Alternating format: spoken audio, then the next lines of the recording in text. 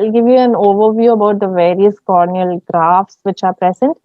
So basically, the first one, penetrating keratoplasty, is the most preferred one for replacing the entire cornea. So in this procedure, you have the entire corneal layers which are replaced by the donor cornea. So here you can see the PK graft is involving the pink portion, which is actually involving the entire cornea.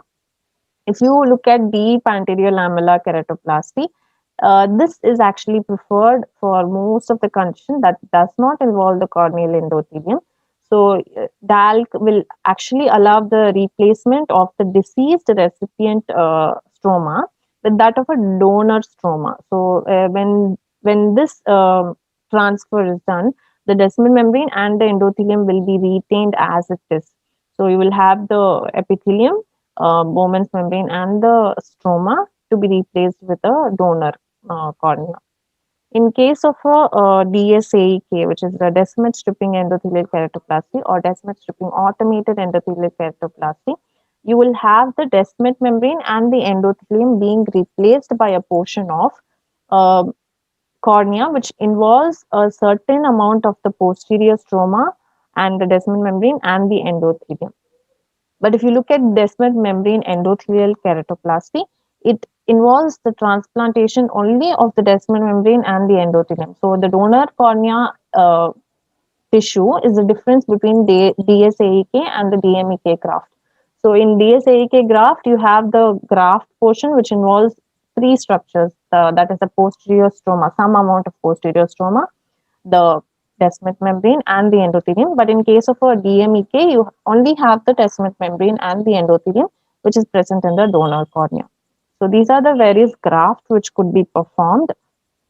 So talking about the role of ASOC in these techniques, in case of a deep anterior lamellar keratoplastic procedure, you can actually look at the various appositions. Like when I say apposition, it means whether the graft and the host is attached and whether there is any DM detachment or whether there is any thickness or in the donor or the host could be analyzed by using an ASOC technique. So if you can look at this, it actually represents the graft and the host thickness. So you have the graft, which is in the anterior portion, and you have the host, which is in the posterior portion. So here you have 410 and 80, which is the graft and the host thickness respectively. Now moving on to Descemet stripping endothelial keratoplasty, as you can see, there is a difference. Like it is not properly aligned with the cornea.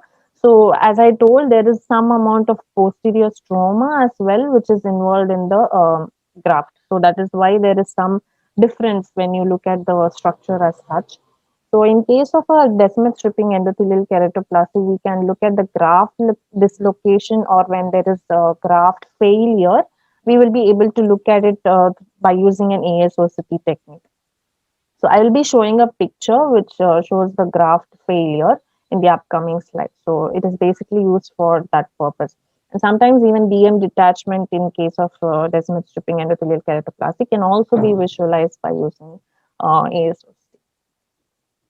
So here you have Descemet membrane detachment. So this, which is shown here, is actually the Descemet membrane detachment, which can be visualized by ASOC technique. Sometimes when there is no stromal edema or when there is the cornea is not clear, you will not be able to visualize this through a slit lamp, basically. So you will need to look at an ASOC image in order to look at the Descemet membrane detachment, which is present. So in case of looking at the graphs and in case of looking at the various keratoplasty techniques, these are the various signs or diagnosis that you can make using an ASOC technique.